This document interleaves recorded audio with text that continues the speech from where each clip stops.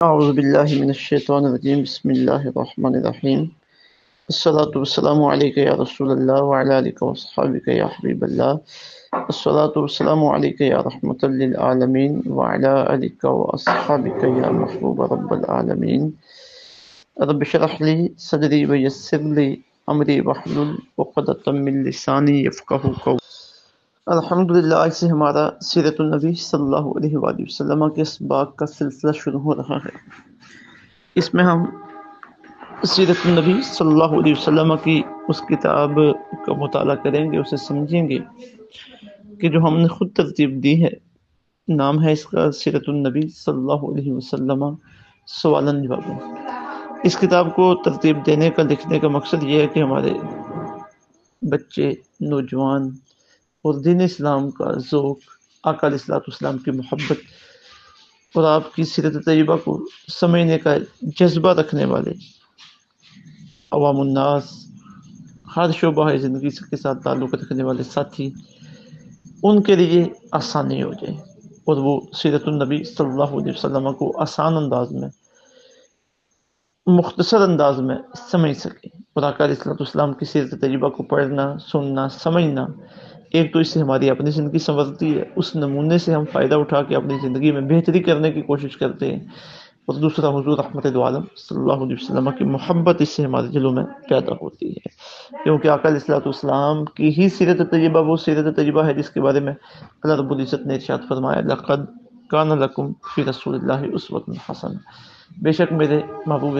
کریم صلی اللہ علیہ وسلم کی زندگی تمہارے لیے بہترین نمونہ ہے۔ تو یہ روزانہ کی بنیاد پہ اسباق کی شکل میں یہ سلسلہ انشاءاللہ چلتا رہے گا۔ آج ہمارا سب سے پہلا سبق ہے انبیاء کرام علیہم السلام کا تعارف۔ سوال: اللہ تعالیٰ نے انبیاء کرام علیہم السلام کیوں بھیجے؟ جواب: اپنے احکامات کے بارے میں انسانوں کی رہنمائی کرنے کے لیے۔ اب معاملہ یہ ہے کہ ہر بندے کے اندر اتنی طاقت نہیں ہے کہ وہ اللہ کو دیکھ سکے، اللہ کی بات سن سکے، اللہ کی بات سمجھ سکے۔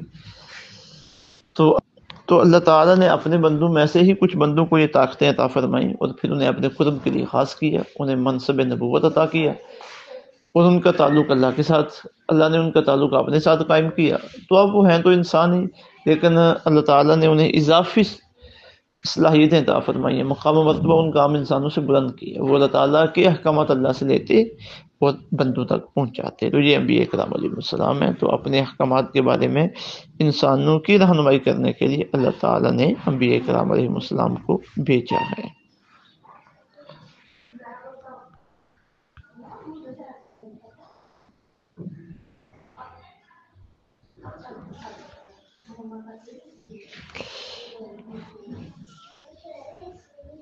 انبیاء کرام سوال: انبیاء کرام علیہ السلام کی 4 صفات بتائیں۔ جواب: انبیاء کرام علیہ السلام تمام انسانوں میں سب سے افضل، شکل و صورت میں سب سے حسین، حسب و نسب میں سب سے بہتر اور علم میں سب سے بڑھ کر ہوتے تھے۔ سوال: انبیاء کرام علیہ السلام کی تعداد کتنی ہے؟ جواب: انبیاء کرام علیہ السلام کی تعداد 1,24,000 کم و بیش ہے، یعنی اس سے کم بھی ہو سکتی ہے، زیادہ بھی ہو سکتی ہے، حقیقی علم اللہ کے پاس ہے۔ قرآن شریف میں کچھ نبیوں کا ذکر آیا، احادیث طیبات میں کچھ نبیوں کا ذکر آیا، اور آقا علیہ الصلوۃ والسلام نے بھی ایک حدیث شریف میں اس کی تعداد کی طرف اشارہ فرمایا۔ تو ان سب کا خلاصہ جو ہے نا وہ یہ ہے کہ 1,24,000 کم و بیش۔ متعین عدد اس لیے ہم بیان نہیں کرتے کہ مثلا ہم کہہ دیں کہ 1,24,000، تو ممکن ہے انبیاء کرام اس سے زیادہ ہوں، تو پھر جو زیادہ ہوں گے اس سے ان کی نبوت کی نفی ہوگی۔ اگر ہم ممکن ہے اس سے کم ہوں، تو اگر کم ہوں تو پھر غیر انبیاء ان میں شامل ہو جائیں گے 1,24,000 میں، تو اس لیے ہم کہتے ہیں کم و بیش 1,24,000۔ سب سے پہلے نبی کون تشریف لائے؟ جواب: حضرت آدم علیہ السلام۔ سوال: سب سے آخری نبی کون ہے؟ جواب: ہمارے پیارے نبی حضرت سیدنا محمد مصطفیٰ صلی اللہ علیہ وآلہ وسلم۔ سوال: کیا اب کوئی نیا نبی آ سکتا ہے؟ جواب: اب کوئی نیا نبی نہیں آ سکتا، کیونکہ نبوت کا دروازہ بند ہو چکا ہے۔ سوال: ختم نبوت پر ایک آیت سنائیں۔ جواب: اللہ تعالیٰ کا ارشاد ہے، ما کان محمد ابا احد من رجالکم ولکن رسول اللہ وخاتم النبیین وکان اللہ بکل شیء علیما۔ سورہ الاحزاب آیت نمبر 40۔ ترجمہ: محمد تمہارے مردوں میں کسی کے باپ نہیں ہیں، لیکن اللہ کے رسول ہیں اور سب نبیوں کے آخر میں تشریف لانے والے ہیں، اور اللہ سب کچھ جاننے والا ہے۔ سوال: ختم نبوت پر کوئی حدیث سنائیں۔ جواب: نبی پاک صلی اللہ علیہ وآلہ وسلم کا ارشاد گرامی ہے: انا خاتم النبیین لا نبی بعد۔ سنن ترمذی حدیث نمبر 2226۔ ترجمہ: میں نبیوں میں سب سے آخری ہوں، میرے بعد کوئی نبی نہیں ہے۔ تو آقا علیہ الصلوۃ والسلام ختم نبوت کا تاج پہن کر تشریف لائے، اب کسی اور نبی کی گنجائش نہیں ہے۔ جو بھی نبوت کا دعویٰ کرے وہ دائرہ اسلام سے خارج ہے، اور کوئی جس نے جھوٹا نبوت کا دعویٰ کیا ہو اور کوئی اسے سچا نبی مانے وہ بھی دائرہ اسلام سے خارج ہے۔ قادیانی ہمارے ہاں موجود ہیں، یہ مرزا غلام احمد قادیانی کو نبی مانتے ہیں، حالانکہ وہ جھوٹا اور بدبخت تھا، لعنتی تھا۔ تو جو پہلے مسلمان ہو پھر کسی اور جھوٹے نبی کو مانے تو مرتد ہو جاتا ہے۔ مرتد کے ساتھ تعلقات رکھنا، سلام کرنا، اس کے ساتھ اٹھنا بیٹھنا، کھانا پینا، معاملات کرنا یہ جائز نہیں ہے، اور مرتد واجب القتل ہوتا ہے۔ حکومت اسلامیہ کی ذمہ داری ہوتی ہے کہ اسے قتل کروائے۔ سوال: انبیاء کرام علیہ السلام کے متعلق ہمارا کیا عقیدہ ہے؟ جواب: تمام انبیاء کرام علیہ السلام برحق ہیں، سچے اور اللہ تعالیٰ کے بھیجے ہوئے تھے۔ ان کی عظمت کا اقرار اور اظہار ضروری ہے۔ کسی ایک نبی کی چھوٹی سی گستاخی بھی کفر ہے۔